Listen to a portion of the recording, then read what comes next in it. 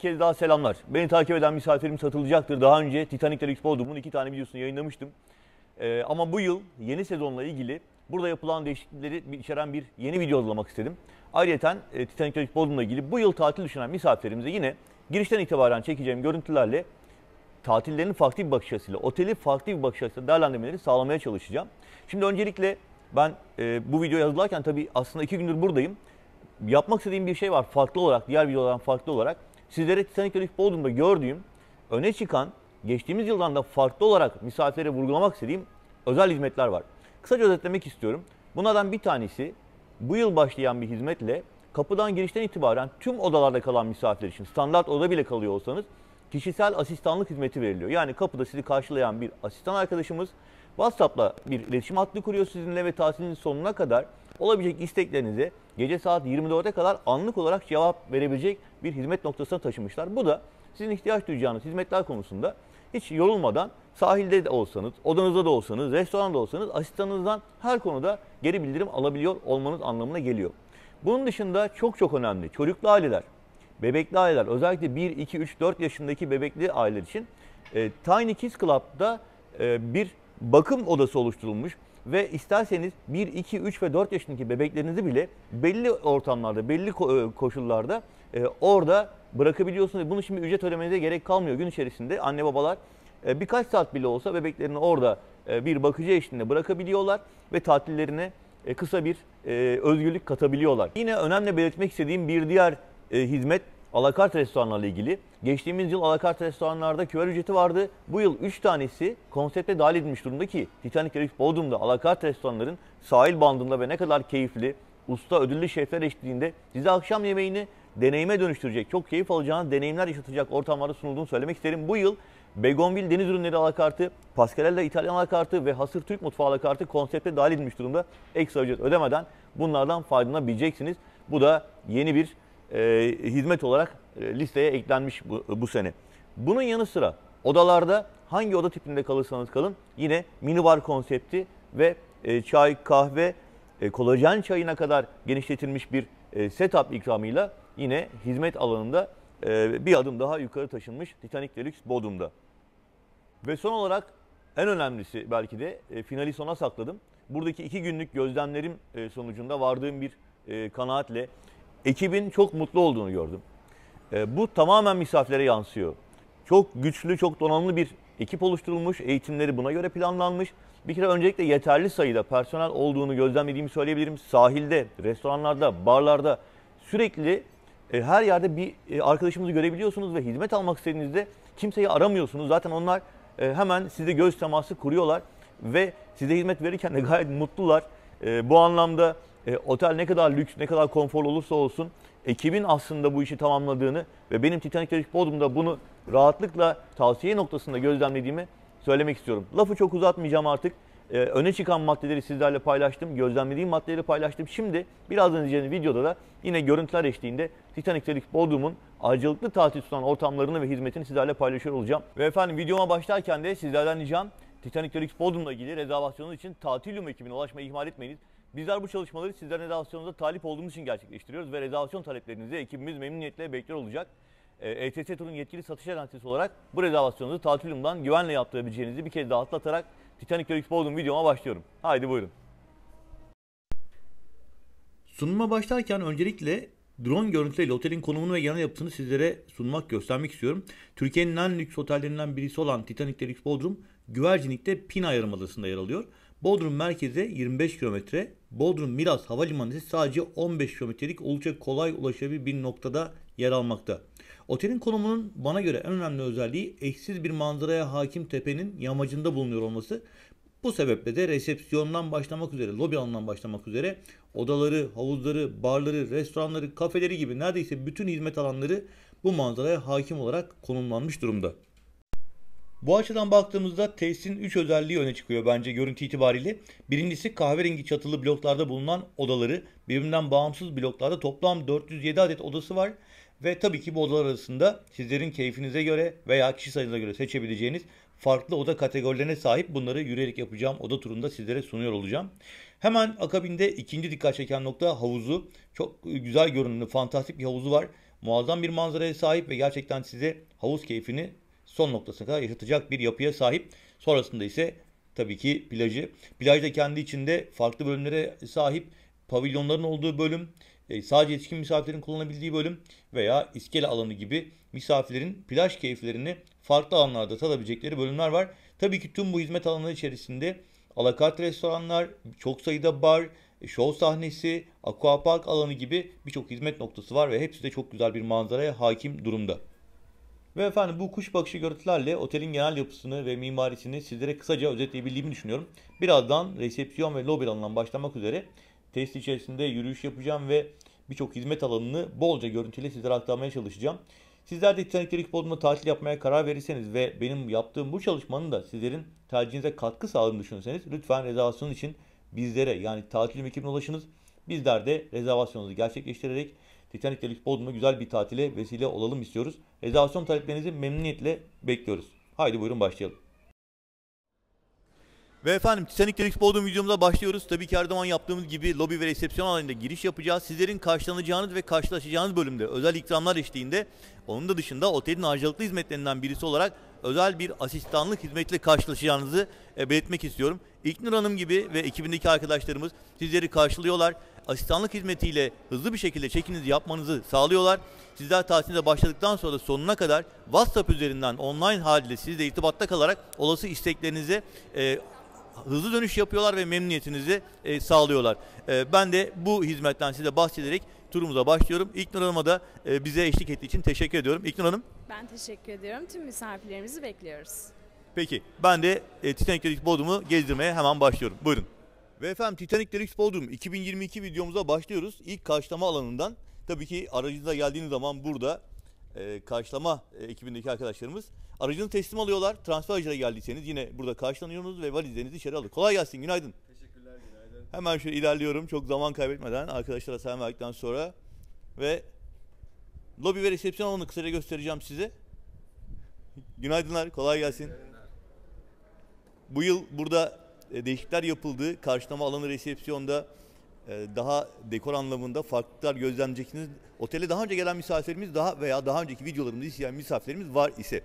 Şimdi ilk karşılama aşamasında tabii ki soğuk limonatalar, şampanyalar, çikolatalı çilekler burada size ikram ediliyor.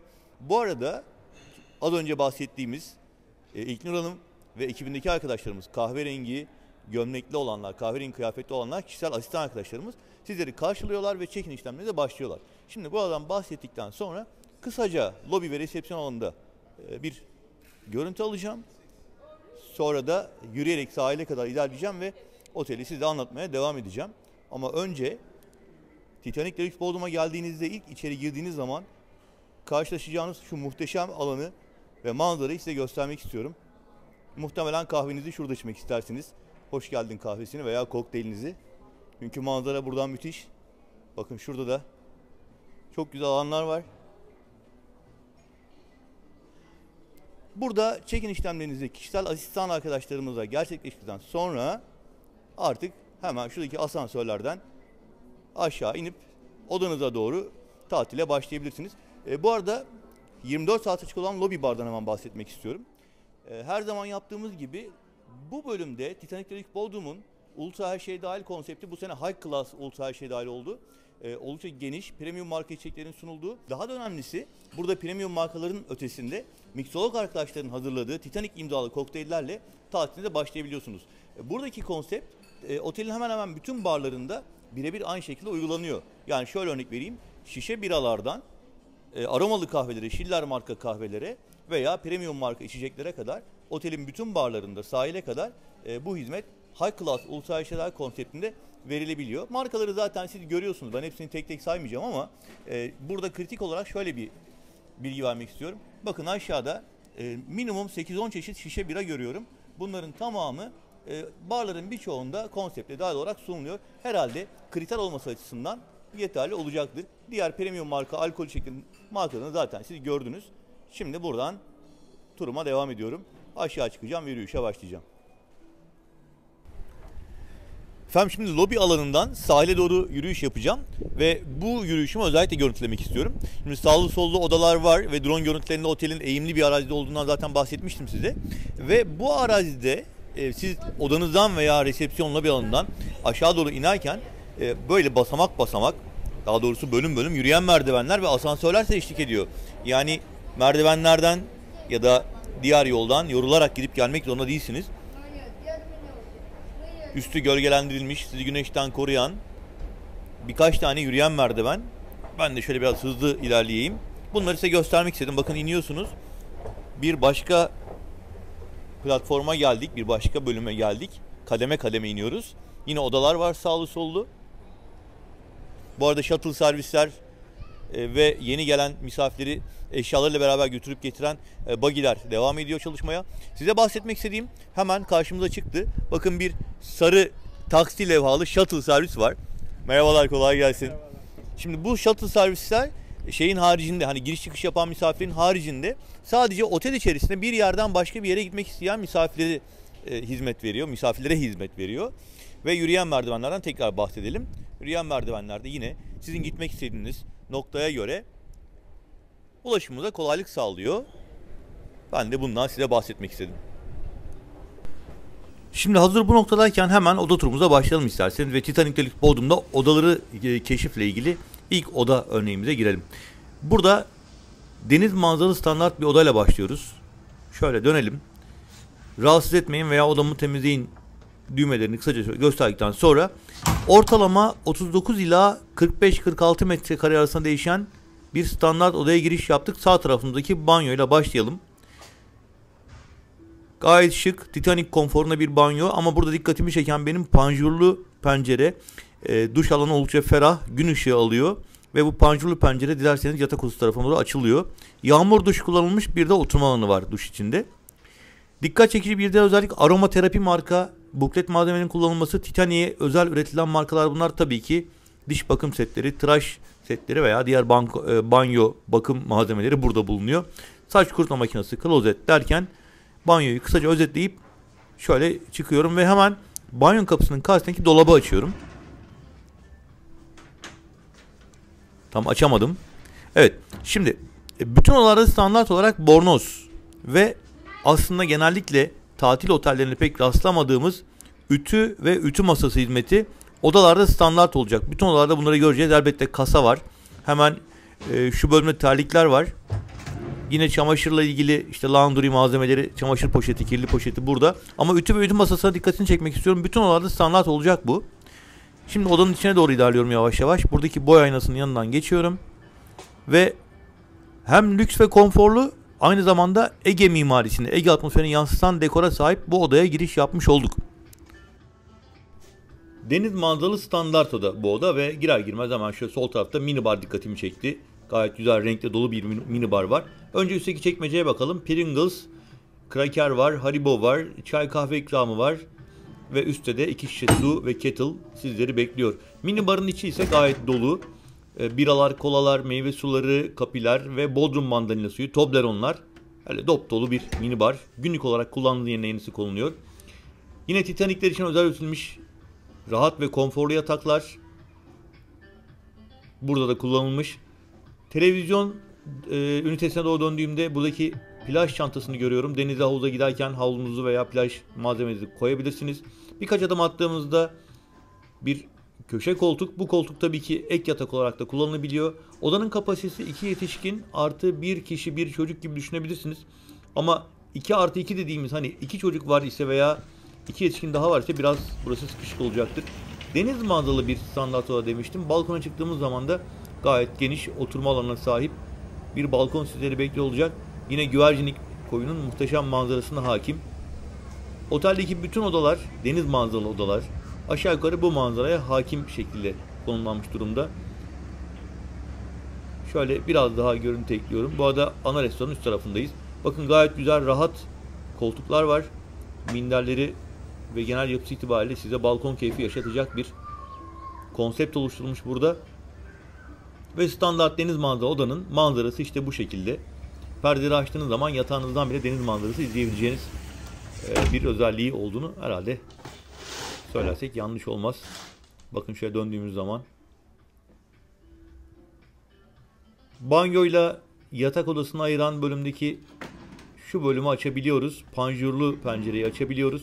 Tabii ki arada yine cam var ama böylelikle banyonun tamamen gün ışığı almasını da sağlamış olursunuz. Evet, şöyle geriden biraz daha görüntü ekliyorum. Duvar dekorları dediğim gibi biraz Ege mimarisi, Ege dekorunu andırıyor. Ve şimdi ikinci oda örneğini gezeceğiz. Bu defa standart ama Swimap standart, yani kendine ait özel havuzu olan bir odaya girdik.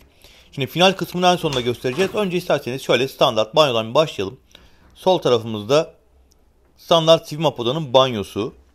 Yine bir önceki gezdiğimiz odanın banyosuna benzer özelliklere sahip. Tabii ilk gezdiğimiz odada bir panjurlu kapı vardı odaya açılan. Burada o yok. Şöyle bir yine oturma bölümü olan duş alanı, yağmur duş, makyaj aynası, yine banyo bukletleri, aromaterapi marka, tıraş bakım setleri, diş bakım setleri burada. Rutini bozmamak için gösteriyorum. Tertemiz havlular. Ve kısaca şöyle bu alanın turunu tamamlıyorum. Hemen geri dönüyorum. Şöyle de kapatalım. Dağınık bırakmayalım. Açtığımız yeri geri kapatmış olalım.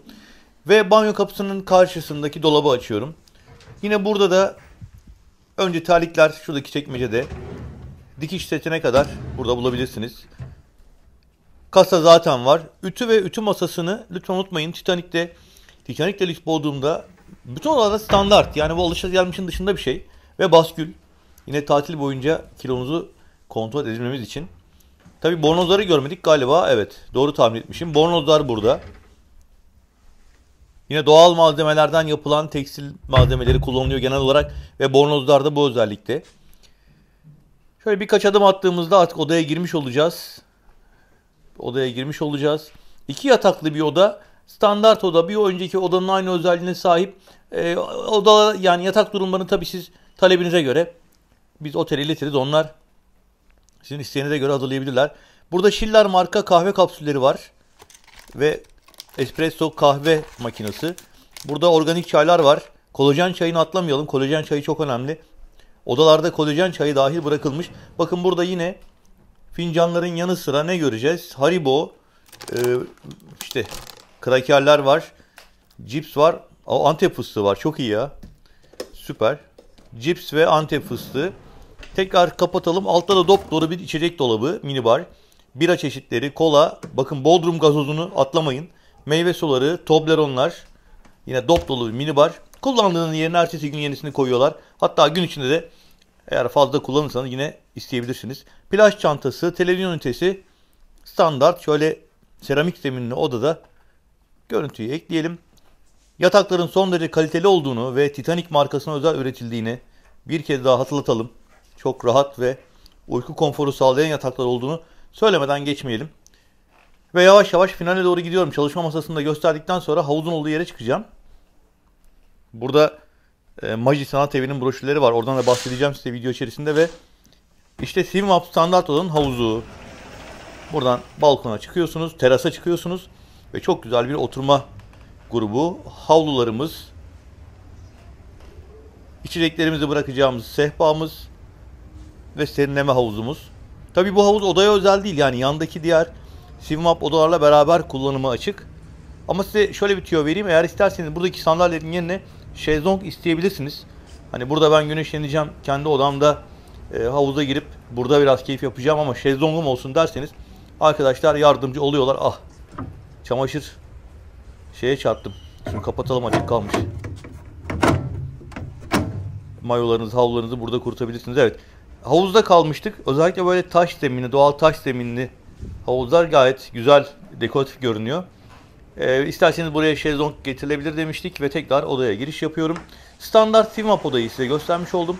Ortalama 39 ila 47 metrekare arasında değişen oda tiplerinden bir tanesiydi burası da. Standart özellikle ama Swimap, yani kendi önünde havuzu olan bir oda tipiydi.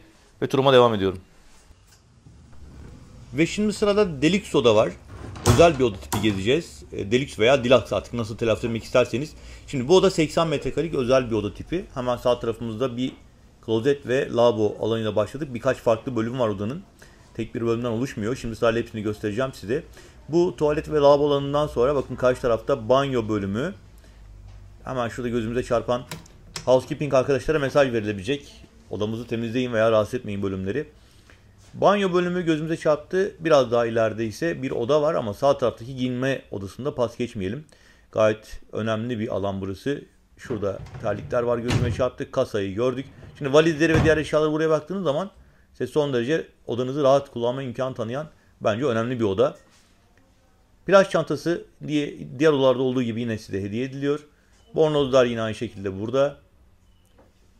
Şimdi hemen odanın diğer özelliklerine devam edeceğim. Giyinme odasını göstermezsek olmazdı. Burası önemliydi. Boy aynasının yanından geçiyorum. Parke zeminli parça halı veya kilim kullanılmış bir oturma bölümüne girdik. Şimdi bu oda özellik itibariyle 2 yetişkinin yanında oturma bölümüne 2 tane ek yatak atılabiliyor.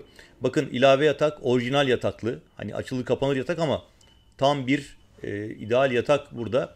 Tabii ki koltuk da yatak oluyor. Yani yan taraftaki ebeveyn odasıyla beraber burası yatak odası olarak kullanılabildiğinde 2 yetişkin 2 çocuk veya 3 yetişkin 1 çocuk burada çok rahatla kalabilir. İşte burası da ebeveyn odası. Tek büyük yataklı oda. Gayet dekoratif, güzel ve şık görünümlü bir oda. Zaten odanın donanımı itibariyle de oldukça farklı özellikleri var. Bakın mesela banyosu, hemen şöyle dönerek göstereyim. Bir dekoratif küvet, oldukça geniş bir alan. Lavabo, arka taraf duş bölümü. Havlular, makyaj aynası, yine burada aromaterapi marka buklet malzemeleri gözümüze çarptı. Bakın şöyle bir görüntüyle tam ifade etmeye çalışayım odayı. Oturma odasının bulunduğu bölüm. Yan tarafta giyinme odası vardı. Sol tarafta da banyo ve ebeveyn odası. Buradaki küvet, dekoratif küvet zaman zaman jacuzzi olabiliyor. Duş alanı oldukça geniş. Yağmur duş, mermer ve seramik kullanılmış oturma alanı var. Gayet rahat bir alan. Aromaterapileri bir daha gösterelim. Şampuanlar, saç kremleri, losyonlar, Titanic'ler için özel üretilmiş banyo bukletleri burada. Diş bakım ürünleri, tıraş malzemeleri, tıraş setleri ve genel itibariyle odanın öne çıkan özelliklerinden bir tanesi geniş büyük bir balkonun olması. Balkona çıkmadan önce minibara isterseniz kısaca bir göz atalım. Şimdi deluxe odalarda da tabii şöyle hemen Schiller marka kahve kapsüllerinden başlayalım. Yine Schiller marka özel çaylar var, kolajen çaylar var. İsterseniz burada oda servisinden sipariş verebilirsiniz farklı menüler istiyorsanız. Bazıları ücretli, bazıları ücretsiz olabiliyor. Açılan menüden görebilirsiniz. Buradaki çekmecede krakerler, cips ikramı var iken alttaki bu dolu minibarda ise bira çeşitleri, kola, meşrubat, meyve suları, Toblerone ve tabii ki gözden kaçmasın Bodrum gazozu, mandalina gazozu. Bence favoriniz olacaktır. Minibarın en sevilen şişelerinden bir tanesi olacaktır. Bunu da tekrar hatırlatalım. Ve buradan balkona doğru ilerleyeceğim şimdi. Bir balkon görüntüsü alalım deluxe odada. Oldukça geniş bir oda. Özellikle ailelerin çok rahat kullanabileceği veya 2 kişi olarak geldiyseniz de daha geniş kullanım alanları sağlayan bir oda olacaktır. Artık böyle bir seçim yapmak isterseniz, değerlendirmek isterseniz bakın gayet geniş güzel bir balkonu var. Dinlenme koltukları ve yan tarafta da az önce gezdiğimiz Sivmap odaların manzarası var. Burası deniz manzaralı bir oda ama odaların manzaraları tabii farklılaşabiliyor. Açıları farklı olabiliyor. O yüzden şu anda biz örnek bir oda geziyoruz. Hani manzarasını çok öne çıkarmadan anlatmaya çalışıyorum. Gayet güzel, geniş, rahat kullanımlı bir balkondan tekrar içeri girdim ve bu odayı da bitirmiş oldum. Şimdi bir de aile odası gezeceğiz buradan sonra. Turuma yavaş yavaş devam ediyorum.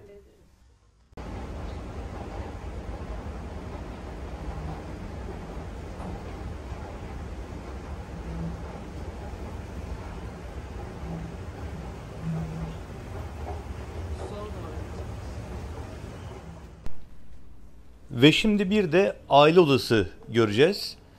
Bir başka oda tipi olarak bu defa kalabalık gelen aileler için minimum 2 çocuklu veya 3 çocuklu olarak geldiğinizde kullanabileceğiniz bir oda gezdireceğim size. Aile odasının ilk girişi toplam burası 50-55 metrekarelik bir oda. İlk giriş kısmında bir çocuk odası bölümü var. Burada yine mini barıyla, televizyon sehpasıyla, yine mini bar dikkatimi çekti ama hemen şöyle bir çekmecesini ve iç kısmını gösterdikten sonra isterseniz ilerleyelim. Bakın yine hiç eksiksiz tam dolu bir mini bar. Aile odasının ilk giriş bölümünde bizi karşıladı. Şöyle ilerlediğimiz zaman diğer odaya geçeceğiz. Arada banyo var. Yine plaj çantası, televizyon sehpası ama burada benim esas göstermek istediğim buradaki iki koltuğun aslında açıldığında orijinal birer yatak olması. İsterseniz bunu şöyle göstermeye çalışayım banyoya doğru ilerlemeden önce. Bakın bu şekilde açıldığında orijinal yataklı bir yatak. Veya sol tarafı da gösterelim. Şöyle. Bakın bu şekilde. Yani aile odası iki bölümden oluşuyor. Birinci bölümde duvardan açılan iki yatak, mini barı, televizyonu ve banyosuyla bir oda şeklinde düşünebilirsiniz. Yine duşakabinli, full donanımlı, hiçbir eksiği olmayan, makyaj aynasıyla, saç kurutma makinesiyle, yağmur duşuyla, dekoruyla tam donanımlı bir banyo. Yine buklet malzemeleri aynı şekilde diğer odalarda gösterdiğim gibi. Bakın Titanic otelleri için özel üretilmiş kaliteli ürünler. Aile odasının birinci bölümünde şöyle kısaca göstermiş oldum. Hemen karşıdaki dolabı açtığımız zaman bunu bir çocuk gardırobu olarak düşünebilirsiniz. Terlikler var. Çocuklar için burada yine elbise askılığı, çocuk bornozları katlanmış bir halde. Ve yavaş yavaş ikinci bölüme doğru geçiyorum. Arada bir kapı olduğunu hemen en başta göstermek istiyorum. Çünkü aile odasının en büyük özelliklerinden bir tanesi bu. Ara kapılı. Diğer odaya geçtiğimizde bir gardırop daha. Burada yetişkinler için çift. Bornoz var. Yine ütü masası ve ütü her zaman olduğu gibi diğer odalardaki gibi. Ve yine bir bölümde daha kasa ve terlikler. Yani iki tane gardırop var. Çocuk odasında ayrı, yetişkin bölümünde ayrı. Ve ikinci minibar. Yine aynı şekilde tüm özellikleriyle birebir dolu bir minibar. Çikolataları, bira çeşitleri, gazozları, meyve suları, Bodrum gazozuna bir kez daha dikkat. Ve tabii yukarıda çekmecesini açtığınız zaman da kolajen çayları dahil birçok çay çeşidini bulabilirsiniz. Schiller marka kahveler bulabilirsiniz. Bir de banyoya göz atalım. Bakın bu da ikinci banyo. Şöyle ışığı da açarsak daha net görünecek. Aile odasında ara kapılı iki oda ve iki banyo, iki minibar, iki televizyon, her şey ikişer tane. Bakın bu odadaki banyoyu da şöyle detaylıca gösteriyorum. Yani tekrar aynı şeyi göstermiş gibi oluyorum ama hani bu odada kalacak misafirler tam detay alsın istiyorum.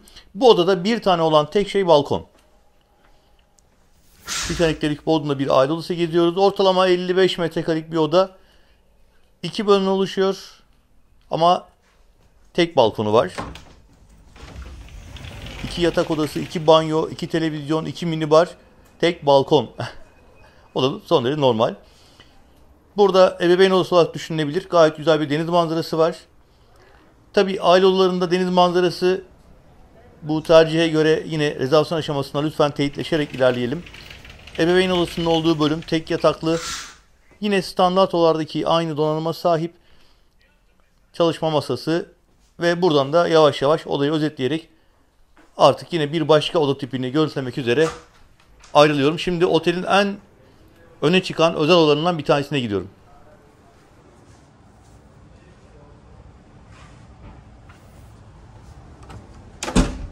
Evet efendim, şu anda Titanic Deluxe Bodrum'un en ayrıcalıklı odalarından bir tanesindeyiz. Görüntülerden anlayacağınız üzere burası swim-up, eksklusif swim-up bir oda.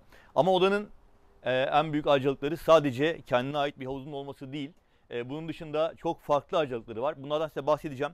Bu odanın görüntülerini izledikten sonra, bilgilerini aldıktan sonra muhtemelen yorumlar kısmına Ersin fiyatları çok yüksek diyeceksiniz. Ama ben de size şunu söylemek istiyorum. Eğer bir Titanic Deluxe Bodrum tatili planlıyorsanız bu odayı mutlaka ilk sıralar arasında değerlendirmenize alın. Elbette bir miktar daha ödeme yapmanız gerekecektir. Ama sonuçta tatil bir keyif işidir. Eğer imkanınız varsa bu odayı ilk sıralar değerlendirmenizi tavsiye ediyorum. Birazdan izleyeceğiniz görüntülerden sonra eminim ki siz de bana katılacaksınız. Hemen başlıyorum. Havuzu, muhteşem manzarası, jacuzzi'si ve burada şezlonglarıyla beraber içeri doğru ilerliyorum. Şöyle göstermeye başlayayım. Efendim az önce havuz başındaki muhteşem manzarasıyla eksklusif swim-up oda ile ilgili bir ön bilgi vermiştim. Şimdi giriş kapısından başlamak üzere odayı daha detaylı şekilde size anlatmaya ve sunmaya çalışacağım. Öncelikle giriş kapısıyla beraber bizleri aslında çok farklı yapıda bir odanın beklediğini anlayabilirsiniz. Tamamen doğal malzemelerin kullanıldığı bir odaya giriş yaptık. Kapısı sedir ağacıydı. İçeri girdiğimiz zaman bakın banyo bölümü bizi karşıladı. Oldukça geniş bir alan burası. Ve kullanılan banyo tezgahları ve tüm mobilyalar sedir ağacı kullanarak yapılmış. Dolayısıyla içeri girdiğiniz zaman sizi mis gibi bir sedir ağacı kokusu karşılıyor. Yani plastik, sentetik malzeme kokusuyla değil, çok doğal bir kokuyla sizi karşılayan odaya adım atmış olduk. Burada hemen şöyle banyo bölümüne başladık. İsterseniz buradan devam edelim. Şu bölümde duş ve tuvalet bölümleri var. Yine duvar malzemelerinden, boyasından, tavan malzemelerine kadar kullanılan tüm ürünlerin şöyle göstereyim. Doğal malzemeden seçildiği bir odadayız. Banyo bölümünden sonra adımımızı attığımızda büyük bir yatak, oldukça rahat, konforlu ve size uyku keyfi, konforu yaşatacak şekilde misafirleri bekliyor. Tabii ki bunun da malzemesi yine sedir ağacıyla dekore edilmiş, malzemesi hazırlanmış. Şuradaki duvar dikkatimizi çekecek. Duvarlar da yine el işçiliğiyle hazırlanmış, doğal taşlardan döşenmiş. Birazdan yine terasa çıkarken de şu bölümde aynı duvar desenini ve işçiliğini göreceğiz. Şu bölümde minibar, çay kahve setup bölümleri var. Biraz detaylı bir alan orası. Oraya geçmeden önce pas geçmeyelim. Şu dolaptan bahsetmek istiyorum size. Çünkü bu dolabı açtığımız zaman bornozlarımızı, terliklerimizi, hemen arkasında ütü masası ve ütü var. Şu bölümde de size hediye edilen plaj çantası, kasa ve kuru temizleme ile ilgili kullanmanız gereken malzemeleri buraya bırakmışlar arkadaşlarımız. Devam ediyorum. Şimdi burası Exclusive Swim Yola demiştim. Otelde birkaç tane var bu odadan ve her birisi aslında genel mimari olarak birbirine benziyor olsa da kendi içinde farklılıkları var. Büyüklük açısından birebir değil. Aralarında 5-10 metre fark olabiliyor. Şu anda burası ortalama 100 metrelik bir oda. Oda ismi aynı olsa da bunu da bir ayrıntı olarak belirtmek istiyorum. İkram olarak Nespresso makinesi, burada kolajen çay çeşitlerinden yine Schiller marka espresso kahve kapsüllerini görüyoruz. Yine bu odanın bir özelliği olarak oda servisi, buradaki kare kod okutularak açtığınızda size hizmet veriyor ve herhangi bir ücret talep edilmiyor oda servisinden. Exclusive Swim odaya özel bir ayrıcalık bu. Birkaç adım geri gidiyorum. Burada yine çerezler, cipsler ve diğer şekerleme gibi ürünler tabii ki yine ikram olarak sunulmakta. Burada minibar var. Oldukça dolu ve zengin bir menü var. Bira çeşitleri, meşrubatlar, meyve suları vesaire gibi.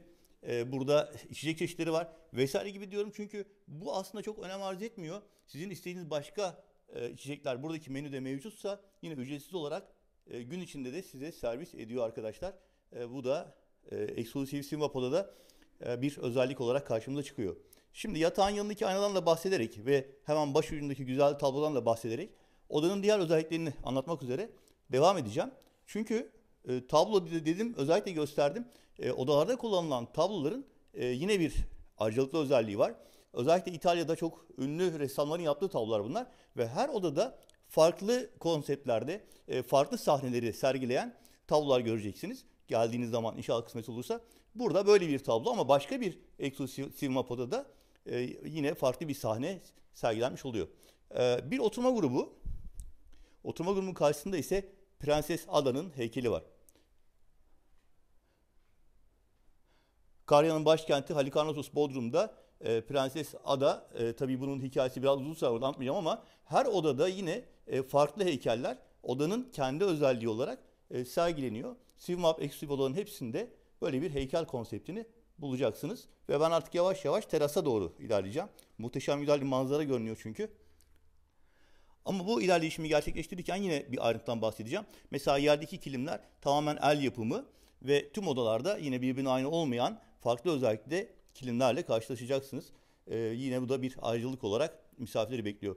Buradaki dekorasyonda kullanılan renkler yine misafirlerin çakralarını açacak ve sizi kendinizi iyi hissettirecek renklerden seçilmiş. Özellikle balayı çiftleri için ve kutlama yapmak isteyen çiftler için bu odayı da hani özellik olarak renklerin de özel seçildiğini ifade etmek isterim.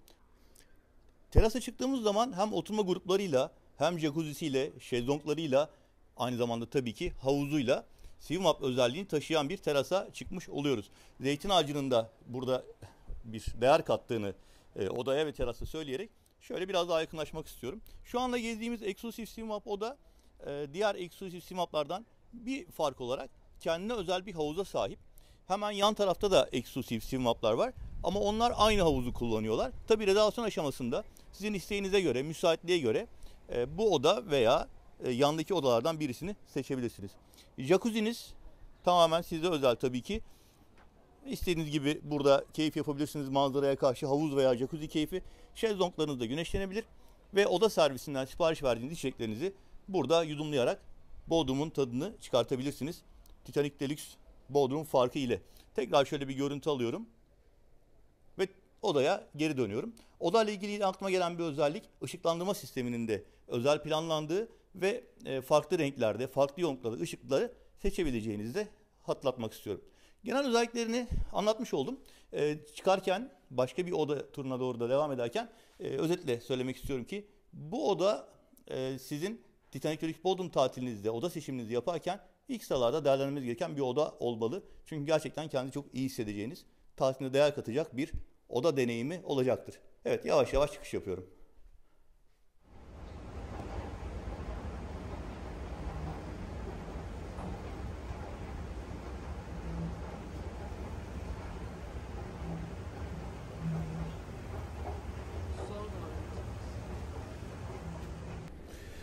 Bakınız, bir merdiven daha indikten sonra burada artık ana havuzun olduğu yere çok yaklaştık.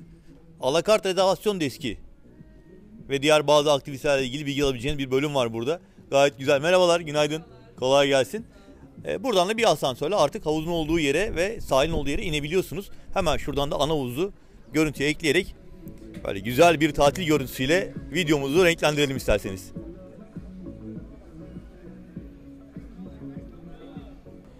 Şimdi ben bu noktada havuz ve sahile birazdan ineceğim. Ondan önce size göstermem gereken çok keyifli bir alan var. O alana giderken de Bodrum Sokağı'ndan geçeceğim. Şöyle isterseniz bakın, size ipucu vereyim. Buradan nerelere gidiliyor? Kısaca göstermiş oldum size. Ve devam ediyorum. Sağ tarafımda asansörler vardı. Yürüyen merdivenlerden inip buraya gelmiştim. Bir alt katta havuz ve sahile gidilebiliyor. Ama ben dediğim gibi şuradan alışveriş mağazalarının ve marketin yanından Bodrum Sokağı denilen, özellikle sabah ve akşam saatlerinde çok güzel yürüyüşler yapabileceğiniz, yasemin kokan, peyzajıyla da dikkat çeken bu alandan şöyle biraz ilerliyorum. Ve Titanic Bodrum Deluxe'ün en güzel kokan, çiçekler dışında tabii, çiçek kokusu dışında en güzel kokan bölümüne doğru geliyoruz. Çikolata ve kahve kokusuna doğru yürüyoruz. Evet. Geçtiğimiz videolardan, bir önceki videolardan bu alanı bilenler vardır. Hemen size buradan bahsetmek istiyorum.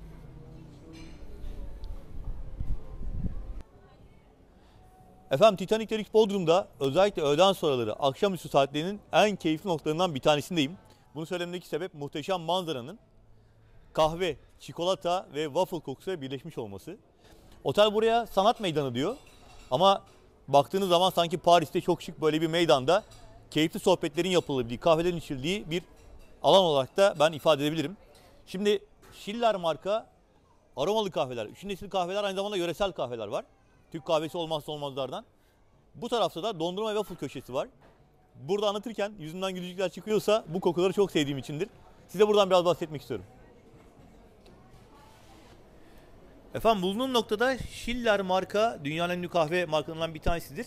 Kahve çekirdekleri kullanılıyor. Cafe Shop sabah saat 7'de açılıyor ve gece saat 12'ye kadar misafire hizmet veriyor. Tabi bu saatler sezona göre otelin konseptinde değişiklikler olabilir diyerek bir hatırlatma yapmak istiyorum. Buradaki masalara patenli arkadaşlar servis yapıyorlar. Son derece keyifli, hem manzarasıyla hem de ortamıyla size kahve keyfi yaşatacak alanlar. Baktığımızda çok çeşitli kahve seçenekleri var sizler için. Bakın burada cold brew demleniyor. Şöyle kısaca göstereyim. Bunun yanı sıra sıcak veya soğuk kahve çeşitleri var. Ice latte'den cappuccino'ya, lavender latte'den espresso macchiato'ya kadar birçok seçenek var. Bunun yanı sıra tabii Türk kahvelerinde seçenekler var. Burada Sibel Hanım var. Merhabalar, hoş geldiniz. Çok iyi bir baristadır kendisi. Sibel Hanım, bizim Türk kahvelerinin hangi çeşitleri var burada? Türk kahvelerimizden öncelikle normal Türk kahvemiz var. Onun dışında damla sakızlı Türk kahvemiz var. Osmanlı Türk kahvemiz var. Harika. Dibek kahvemiz var, fındıklı dibek kahvemiz var. Oo, süper. Birçok çeşit. Hani ben Türk kahvesini özellikle özetledim. Çünkü hani baktığımızda sadece 3. nesil kahveler gibi düşünmeyiniz. Çünkü bizim misafirlerimiz, Türk misafirlerimiz daha çok Türk kahvelerini ağırlıklı olarak tercih edebiliyorlar. Ve bulunduğumuz noktada Sibel Hanım, kolay gelsin. Teşekkürler. Cafe Shop'tan sonra şöyle birkaç adım attığımızda da bir başka mis kokan alan görüntüye girecek. Orası da waffle ve dondurma noktası. Burası da akşam saat 6'ya kadar açık. Mini bir pastane gibi düşünebilirsiniz. Böyle güzel tablolarla, Ege tablolarıyla ve çok hoş bir sunum dolabıyla rengarenk dondurmalar ve waffle sunumu burada yapılıyor. Akşam saat 6'ya kadar açık. Misafirler burada yine konsept dahilinde dondurma waffle keyfi yapabiliyorlar. Yanına da Cafe Shop'tan aldıkları kahvelerini ekleyebilirler diyerek ben Sanat Meydanı ismi verilen bu alanı şöyle biraz daha kısaca göstermek ve turuma devam etmek istiyorum.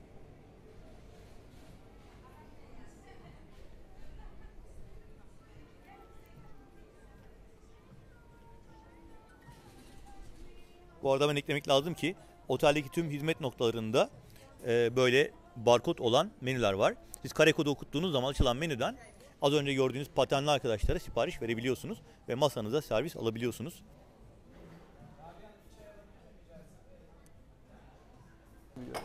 Efendim Cafe Shop'un hemen yanı başında da kahve yerine alkollü içecek tercih eden misafirimiz için Irish Bar var. Saat 4 ile 23 arasında açık. Bu noktanın özellikle öğleden sonra saatlerinin çok keyifli olduğunu konuşmamın başında anlatmıştım. Şöyle tekrar geriden göstermek istiyorum. Ve hemen Irish Bar'dan bahsedeceğim size. Öyküm Hanım ve Mehmet Bey var burada. Kolay gelsin. Hoş geldiniz. Merhabalar. Burada tabii ki Titanic Expo Bodrum'un yine muhteşem premium marka içecekler sunuluyor. Ama bunun yanı sıra yine Titanic Expo Bodrum'un imza kokteylleri ön plana çıkıyor. Mehmet, en çok tercih ettiğimiz misafirlerin tavsiye noktasında öneri olacak kokteyl hangisi? Espresso Martini'miz misafirlerin özellikle tercih ettiği kokteyl. Bizim de önerdiğimiz. Şu anda yapılan da Espresso Martini Şu mi? anda yaptığımız Espresso Bardağı Martini. soğuttunuz gördüğüm kadarıyla. İçinde buz Evet. vardı. Ve bir Espresso Martini geldi. İçinde vodka, kahlua, şeker şurubu ve taze çekilmiş kahvemiz var. Harika. Yan Çok tarafta güzel Cafe premium Shop vardı. kokteylimiz. Yani orada aslında kahve keyfini biraz alkolle renklendirmek isteyen misafirlere tavsiye edilir. Peki, çok teşekkürler. Kısa bir burada brief almış olduk sizden. Kolay gelsin. Sağ olun. iyi Irish günler Bar'da dileriz. bu şekilde arkadaşlarımız servise devam ediyorlar. Efendim Cafe Shop, waffle ve dondurma noktası, ardından Irish Bar'ı gösterdik. Hala Sanat Meydanı'ndayız ama burada uğramadan dönmemiz gereken bir nokta var. Hemen üst katta yine Titanic otellerin vazgeçilmez lezzet noktalarından bir tanesi Caprice isimli patisserie, pastane durağı. Hemen üst kata çıkıp orayı size göstermek istiyorum. Ve hemen bir kat yukarı çıktım. Alt kat mis gibi kahve, waffle, çikolata kokuyordu. Şimdi yine çok güzel kokulu bir yere geldim. Kan şekerinize zirve yaptıracağız. Caprice Patisserie'deyiz. Saat 4 ile 23.30 arasında açık olan, diğer tüm Titanic otellerde de aynı isimle hizmet veren muhteşem atıştırmalıkların ve unlu mamullerin sunulduğu yer işte burası. Su böreğiyle başlıyoruz. Poğaçalar, açmalar, mini çöreklerle devam ediyoruz. Ama burada herhalde ilk dikkatinizi nar gibi kızarmış havuç dilim baklava, fıstıklı baklava ve şöyle baktığımızda da özel yapım çikolatalar. Tamamı buradaki ustalar tarafından yapılan ürünler sizleri bekliyor. Bir sonraki adımda da yine vurgulamak istediğim, Titanic Expo Bodrum'a geldiğiniz zaman yemeden dönmeyin dediğim San Sebastian olacak. Tabii ki isterseniz burada da mesela yine ıslak baklava ya da sütlü baklava, şekerpare, güllaç gibi seçeneklerle kan şekerinizi dediğim gibi zirve yaptıracak, hayır diyemeyeceğiniz bir sunumla hazırlanmış. Şöyle geriden de gösterelim tekrar burayı. Tabii ki çaylar, kahveler hemen şu bölümde. Yine Schiller marka. Bir alt katta zaten Cafe Shop bölümünü göstermiştim ama şimdi burada tatlınızı, pastanızı aldığınız zaman illaki bir çay kahve siparişi vereceksiniz. Demleme çay, Türk kahvesi çeşitleri, yine damla sakızlıdan dibek kahvesine kadar burada kahve çeşitleri var. Yöresel kahvelerimizden. Üçüncü nesil kahveler yine burada sunuluyor. Ama ben bu alanda şurayı göstermek istiyorum size. Bakın çay çeşitleri. Melisa çayı, yeşil çay, papatya çayı, ıhlamur çayı, hatta kolajen çay bile var. Özellikle hanımefendi misafirlerimin dikkati çekecektir. Ve size bu sunum işte böyle muhteşem bir manzarada yapılıyor. Gerçekten çok keyifli bir alana çıktım. Caprice Patisserie terasındayım şu anda. Titanic Expo Bodrum'da mutlaka yani bir akşam yemeği öncesi de gelebilirsiniz aslında. Tabii o zaman buradaki lezzetlerden tadınca akşam yemeğine yer kalırım bilmiyorum ama bu saatlerde gerçekten çok keyifli. Hatta ben size şöyle bir ne diyelim ayrıcalık yapayım ve şu iki sandalyede çok rahat görünen alanı manzarasıyla beraber aktararak bu alanı size ayırdım demek istiyorum. Yapmanız gereken tek şey tatil ekibini aramak, rezervasyon yaptırmak ve Titanic Expo Bodrum tatilinizdeki yerinizi ayırtmak olacak. Burada mutlaka biraz zaman geçirmelisiniz. Ve hemen alt katta ana restoran, teras bölümü görüntüye girdi. Ben şimdi buradan oraya geçeceğim. Orada son hazırlıklar yapılıyor. Ama Kapris Patisserie'nin bu güzel görüntülerinden vazgeçemiyorum nedense. Biraz daha görüntüye ekliyorum. Hatta bitirmiyorum. Tekrar dönüyorum, yukarıdan manzarayı bir daha gösteriyorum. Alt katta sanat meydanı var. Cafe shop, waffle, dondurma ve Irish barın olduğu bölümdü. Sol tarafımızda da ana restoran, teras kısmı. Bunların tamamı çok güzel bir manzara eşliğinde misafirlere sunulmakta. Ben şimdi ana restorana giderek size açık büfe akşam yemeğinden biraz görüntü aktaracağım. İşte giriş kapısı da şu karşıda. Efendim Titanic Lux Bodrum'da güzel bir tatil gününün akşamında akşam yemeği keyfiniz için tabii farklı alternatifler var. Bunlardan bir tanesi Park Fora isimli ana restoran. Kahvaltı öğle ve akşam yemeği açık olarak burada sunuluyor. Bunun dışında 5 tane alakart restoranı var Titanic Lux Bodrum'un. Bunlardan 3 tanesi de bu yıl başladığı High Class Ultra Şedar konsepti içerisinde ücretsiz olarak sunuluyor misafirlere. Balık alakartı, İtalyan alakartı ve hasır isimli Türk alakartı sizde alternatif olarak sunulmakta. Bunun dışında beef alakartı ve bir de uzak doğu alakartı var. Küver ücreti karşılığında sizlere hizmet sunuyor. Açık büfe ile ilgili ben Park Fora'nın hem büfedeki örnek menülerini hem de çok güzel terası olan bir oturma alanı var. Hem kapalı alanı hem de muazzam manzaraya hakim teras alanı sizlere göstermek istiyorum. Hemen başlayabiliriz. Buyurun. Ve akşam saat 7'de açılıyor. Akşam yemeği için saat 20.30'a kadar açık büfe olarak hizmet veriyor Park Fora. Hemen giriş yapıyorum. Az önce açıldı ve burada merhabalar arkadaşlarımız size hoş geldiniz diyor. Ve siz de yemeğinizi almak üzere büfeye doğru yönlenebilirsiniz. Ben de size görüntüleri sunmaya başlıyorum hemen. Hemen başladım. Park Fora ana restorandayız. Kahvaltı, öğle ve akşam yemeklerinin sunulduğu, açık büfe olarak sunulduğu Titanic Lux Bodrum'un ana restoranı işte burası. Hemen görüntüleri eklemek istiyorum. Misafirler de yeni gelmeye başladılar ama önce şu mis gibi ekmek kokularının geldiği fırın bölümünü göstermek istiyorum size. Tüm öğünlerde, kahvaltı, öğle ve akşam yemeklerinde selamlar, kolay gelsin. Pideler, güzel ekmekler burada çıkıyor. Mis gibi kokularla sizi davet ediyor. Kolay gelsin ustam. Hemen bir arkamızı döndüğümüzde burada zeytinyağlı sebze çeşitleri var. Yine karides, karnabahar, pancar gördüklerimi sayıyorum. Zeytinyağlı sunumlar arasında ve arkadaşlarımız servis yapıyorlar. Hemen bir yanda mezeler var. Yine soğuk meze olarak ifade edebiliriz. Berkay Bey kolay gelsin. Merhabalar. Berkay rica etsem söyler misin? Burada neler sunuluyor bize? Burada baklavamız var. Aha. Semizotlu yoğurdumuz var. Aha. Semizotlu yoğurt. Tabule var. Aha. Çerkez tavuğu. Tamam, Haydari. tamam, Muhammara. tamam. Patates salatası ve kırmızı pancarlı humusumuz var. Harika. Diğer tarafta Diğer tarafta hemen burada gösterelim. soğuk mezeler diye isimlendirebiliriz değil mi burayı? Evet, soğuk mezeler burası. Tamam. Burada pesto soslu peynir salatamız var. Biraz İtalyan işi güzel böyle Evet. pesto sosuyla evet. Burada yine sade humusumuz var. Evet. Burada köz patlıcan salatamız Aha. var. Burada cunda ezmemiz var. Evet. Rus salatamız, köz biber salatamız, atom ve cibesimiz var, hibeşimiz var. Yordum seni. Çok teşekkür ederim. Rica Merak ederim. ediliyor bazen. Tamam soğuk mezeler Tabii ama ki. isimleri nedir diye soruluyor. Evet. O yüzden senden yardım aldım. Çok çok teşekkürler. Rica ederim. Sağ ol. Soğuk mezelerden sonra bir adım arkamı döndüğümde yine çok güzel salata kokuları geliyor. Taze hazırlanmış salatalar burada. Merhabalar, kolay gelsin. Şöyle kısaca burayı da göstermek istiyorum. Keyfinize göre seçebileceğiniz peynirli, domatesli, zeytinli hatta ızgara zeytin kullanılmış salata çeşitleri burada. Şöyle bu taraftan dönelim. Ama salata büfesiyle ilgili ben şöyle bir şey söylemek istiyorum size. Burada hazır salatalar var ancak eğer isterseniz hemen yan tarafta bakın burada sizin isteğinize göre hazırlanmak üzere salata imkanı sunuluyor. Merhabalar, kolay gelsin.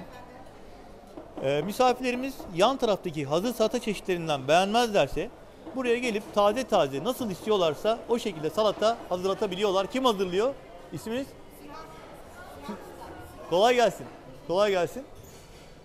Şimdi buradan da şöyle devam ettiğimde arka tarafta bizim hani tencere yemekleri olarak ya da yöresel yemekler olarak isimlendirebileceğimiz bölüm var. Kuzu incik kızartmayla başlayabiliriz. Hemen yanında saray kebabı var. Müthiş görünüyor. Bakın şöyle yapacağım. Saray kebabı, kuzu incik kızartma. Şefim kolay gelsin.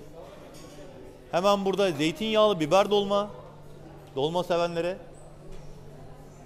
Burada zeytinyağlı fasulye ve bulgur pilavı var. İşte bizim yöresel yemeklerimiz günlük olarak farklı menülerde sunulmak üzere burada misafirlerin seçimine ve değerlendirmesine sunuluyor.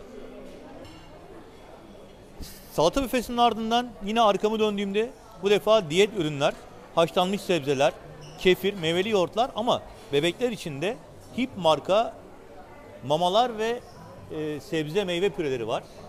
Buradan bebeğinizin ihtiyacına veya sevdiği lezzete göre mama alabiliyorsunuz. Dilerseniz de arkadaşlarımız yine buradaki sebze karışımlarından özel mama yapabiliyorlar bebeğinizin ihtiyacına veya sevdiği lezzete göre. Şimdi buradan da ilerlediğim zaman bu defa aynalıklar dediğimiz daha çok kızartma sebzelerin bulunduğu, aynı şekilde füme etlerin ve peynir çeşitlerinin bulunduğu bölümü görüntüye ekleyebiliyorum. Yani şöyle güzel bir peynir tabağı yapmak isterseniz, füme et tabağı yapmak isterseniz uğrayacağınız yer işte burası. Kolay gelsin. Ve bir adım daha şöyle arkamı döndüm. Burada alevler içinde bir sunum yapılıyor. Hemen bakalım neler oluyor burada. Kalamar tava. Kolay gelsin, merhabalar. Sebzeli noodle. Yine misafirlerin isteğine göre hazırlanan bir sunum şekliyle az pişmiş, çok pişmiş nasıl seviyorsanız baharatları ve katkı maddeleri ona göre hazırlanıyor. Noodle'ın veya kalamarın. Ona göre de size sunum yapılıyor. Sonra tekrar ilerliyorum. Bu defa ızgara ateşi gördüm. Yine Türk misafirlerimizin en çok tercih edeceği yerlerden bir tanesi olacaktır diye düşünüyorum. Çok hareketli bir çalışma var burada. Arkadaşlar hummalı şekilde çalışıyorlar. Şöyle başlayalım. Balık çeşitleri var. Levrek ızgara, ringa balığı, onun yanında mantar ve patates sunulmuş. Burada yine tavuk beyaz ete ilave olarak bir seçenek. Birkaç adım attığımızda kırmızı etler başlıyor. Ciğer şiş ve antrikot ızgara, yine ızgara sebzelerle beraber misafirlere seçenek olarak sunuluyor. Arkadaşlar kolay gelsin. Sakıncası var mı? Ben şimdi dumanı göstermek istiyorum ya. Çünkü bizim için dumanın geldiği yer en çok tercih edilen yer. Evet, kolay gelsin tekrar. Oo. Ustam budur ya. Suyu üzerinde vallahi süpersin. Kolay gelsin. Buradaki olayı gördünüz. Hemen dönüp devam ediyorum. Bakınız burada da sulu et yemekleri var. Yine hem kırmızı hem beyaz et çeşitleriyle. Hemen bakalım İzmir köfte. Somon menüer deniyor. Bir çeşit sebze ve somun ne diyelim buna güveç gibi düşünebilirsiniz. Dana dil rosto yine sebzeli. Kuzu güveç. Ve orada da fırında pirzola var. Bunları aldığınız zaman size şöyle muhteşem bir tabak geliyor şimdi. O tabağı görüntülemek istiyorum ben. Müthiş, müthiş, müthiş, müthiş, müthiş. Çok teşekkürler. Misafirimizden izin alarak tabağı görüntüledik. Yine açık mutfakta anlık olarak buradaki yemeklerde kolay gelsin sunulmakta. Evet, en baştan başladık ekmek büfesinden mezeler, salatalar, soğuklar, noodle sol tarafımdaydı işte burada ve sağ tarafımda da hem sulu et yemekleri hem de ızgara çeşitlerini size göstermiş oldum. Şimdi bir daha şöyle döneceğim ve tatlılara geçeceğim. Açık büfe akşam yemeğinde Titanic Deluxe Bodrum'un patisserie, pastane ve tatlı ürünlerin sunulduğu bölümdeyiz. Şimdi bu gördüğünüz bölüm işin sadece yarısı. Burada daha çok dediğim gibi pastane ürünleri var. Adet pastalar, sütlü tatlılar, sütlaç veya yaş pasta çeşitleri burada. Ama ben yine biliyorum ki bizim yerli Türk misafirlerimiz geldiğinde bu alandan ziyade işte burayı tercih edecekler. Selamlar, kolay gelsin. Şöyle bu güzel görüntüyü hemen şuradan başlıyorum. Fıstıklı baklava, midye, sütlü veya ıslak baklava, sarma ve şöbiyet var. Bu tarafa geçtiğimizde yine aynı büfe burada devam ediyor. Misafirler yemeklerini bitirdikten sonra buraya geldiklerinde çok sıra beklemene gerek kalmıyor. Aynı tatlılar yine bu şekilde. Kolay gelsin, merhabalar. Dilerseniz bir adım böyle bu tarafa geçip güllaç gibi, revani gibi diğer yine un tatlı alabilirsiniz. Ama bence hamur tatlılarından sonra, baklavalardan sonra bir başka dikkat çekecek nokta çikolatalı çileklerin ve çikolata ürünlerinin sunulduğu nokta. Burası da yine Titanic Deluxe Bodrum'da özel alandan bir tane. Çünkü tamamı burada yapılan ürünler de burada sunuluyor. Tekrar kolay gelsin. Benim tatlıyla işim yok, ben meyve seviyorum diyorsanız burada şov var. Abi bu ne güzel meyve büfesi böyle. Şuradan gelen kokuyu, karpuz kavun kokusunu herkese gönderiyorum. Çok müthiş, muazzam hazırlanmış bir meyve büfesi. Karpuz kavundan başladık. Kivi, portakal, ananas, üzüm, yeni dünya, erik diye gidiyor. Ama bakın bir de bu taraftan göstereyim. Gerçekten iştah açıcı, çok güzel sunumuyla bir meyve büfesi misafirleri bekliyor. Bir tarafta tatlı büfesi, bir tarafta meyve büfesi. Misafirlerin yemekten sonra tercih noktalarından birisi olacaktır. Kolay gelsin arkadaşlar. Yemek tabağımızı aldıktan sonra burada çok güzel tulumba tatlısı döken ustamızı da görmezden gelemeyiz tabii ki. Her gün akşam burada farklı çeşitlerde güzel tatlı şovları yapılarak, anlık olarak hazırlanarak misafirlere sunuluyor. Şimdi tabağımızla beraber şöyle keyfinize göre artık hangi bölüm hoşunuza gidiyorsa kapalı alan veya açık alan, teras alanı her ikisini de göstermek istiyorum size. Bakın isterseniz burada klima çalışan, klimatize, serin, güzel bir bölümde. Dilerseniz koltukların olduğu bölüm, dilerseniz bakın bu şekilde masalar, sandalyeler. Tabii ki aslında sadece bu alan değil, terasa çıktığımız zaman da kişi sayınıza göre farklı büyüklükler ve farklı sandalye sayısına sahip masalar var. Mesela kalabalık bir aileyseniz veya bir arkadaş grubuysanız burada 8 kişilik bir masa oluşturulmuş. Ortam buna son derece elverişli. Arkadaşlarımdan yardım isterseniz masanızda sandalye sayısını ona göre hemen ayarlıyorlar ve teras kısmına çıktık. Tabii Titanic Deluxe Bodrum'da restoranın teras kısmının ne kadar alımlı olduğunu, manzarasının ne kadar güzel olduğunu birazdan göstereceğim. Ancak burada şunu söylemek istiyorum. Kahvaltı, öğle ve akşam yemeklerinin sunulduğu bu restoranda içecekler de masaya servis yapılıyor. Siz yemeğinizi alıp masaya oturduktan sonra arkadaşlarımız alkollü veya alkolsüz konsept halindeki içeceklerinizi masaya servis ediyorlar. Burada hazırlıklar yapılmış. Şimdi Titanic Deluxe Bodrum 2022 vlog videomuzun birinci bölümünü burada sonlandırıyorum. Biraz sonra şov sahnesinden kısa bir görüntü ekleyeceğim. Ve ikinci bölümde Titanic Deluxe Bodrum 2022 ikinci bölümü ise bu videodan sonraki videoda izleyebilirsiniz.